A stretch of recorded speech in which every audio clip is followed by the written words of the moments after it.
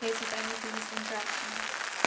Be aware of the atmosphere and police officers around you when you join the vigil and as you leave. If you feel unsafe at any moment, reach out to a member of the well-being team. From the information we have, it does not seem like any right-wing groups will have an organized presence here. However, do not leave the protest on your own and try to spread out as you disperse. Pour obliger les autorités à prévenir de nouveaux décès. Mettre fin à l'utilisation des pistolets à impulsion électrique, taser, en particulier pour les personnes souffrant d'une crise de santé mentale. La fin de l'obligation Prevent et des autres ayant alimenté la montée du fascisme au Royaume-Uni.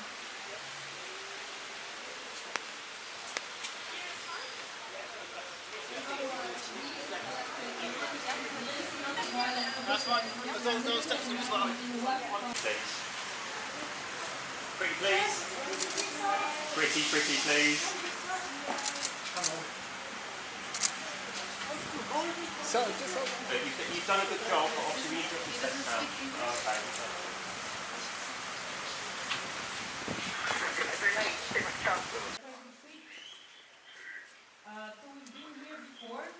It's hard to find out where it was because people are really afraid now to protest because the police in France are highly militarized, and even if you try to gather, they'll start using tear gas, they'll start using rubber bullets, they also can use real bullets, and it's almost impossible to actually organize.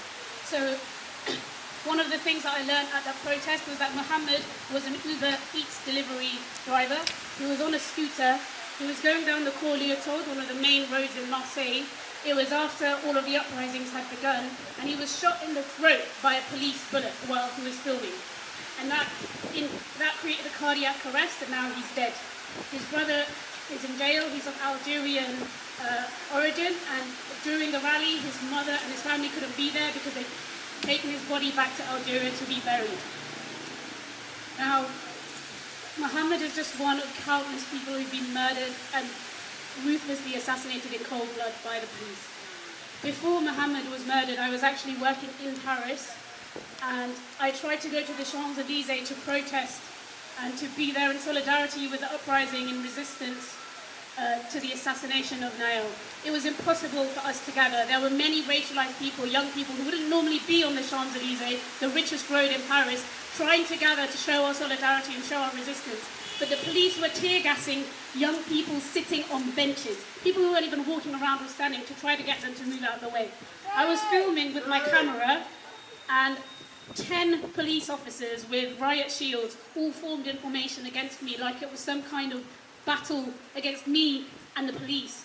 All I had was a camera, I was recording, and they said, "We don't film here," in French, and they told me to leave. And I'm pretty sure if I hadn't moved out of the way, I would have been charged by a group of 10 police officers.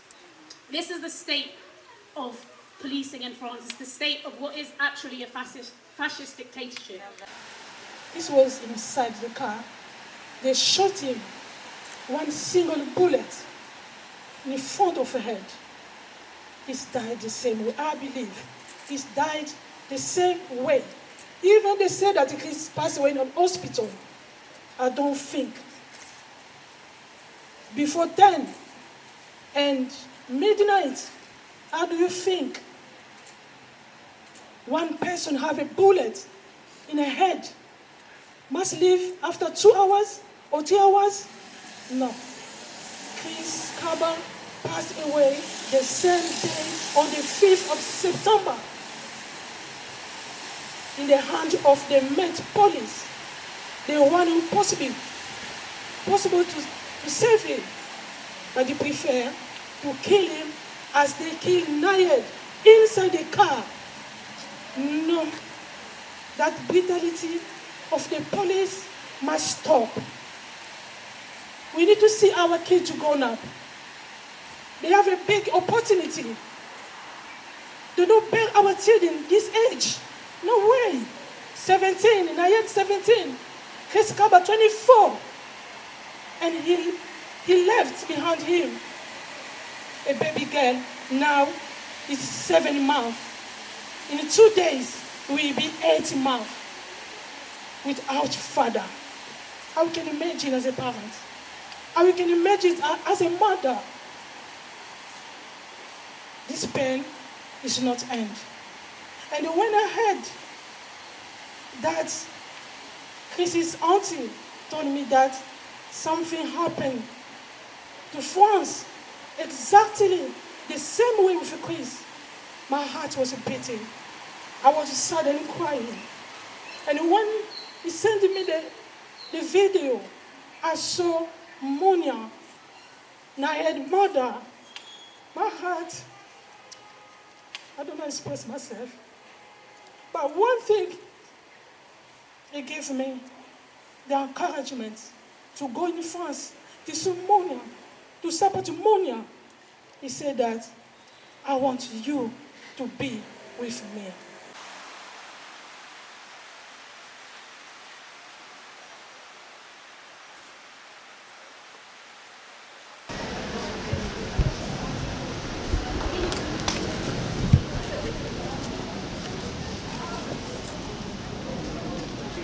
Hello, I am Saba, I am French-Algerian and I come from the banlieue as well.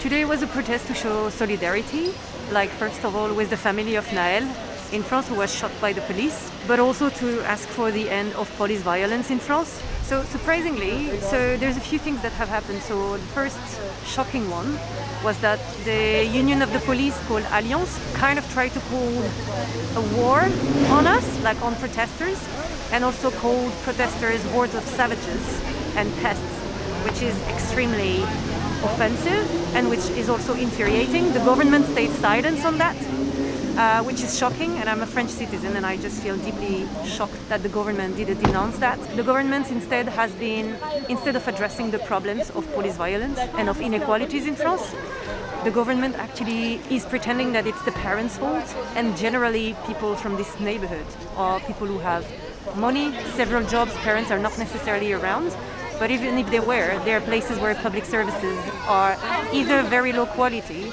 or just not there. And the government is trying to place the burden on people, and also they are trying now to restrict the right to protest, which is actually also very shocking. I would hope is that the French government takes the guns away from the police, and also the lethal one and the non-lethal one, because they have injured many people during the recent protests in France, and there have been many. And I would hope that they will dissolve that racist union. Like if you look at their Twitter, it's actually pretty shocking what's written there. So if they could act on that, that would be fantastic. What I think in practice would happen is that they're probably going to still blame young people from the neighborhoods. They're probably going to blame individuals for like systemic problems. And they're probably going to restrict even more our right to protest, which is absolutely unacceptable. Like there have been a few reports from Amnesty International or from the UN.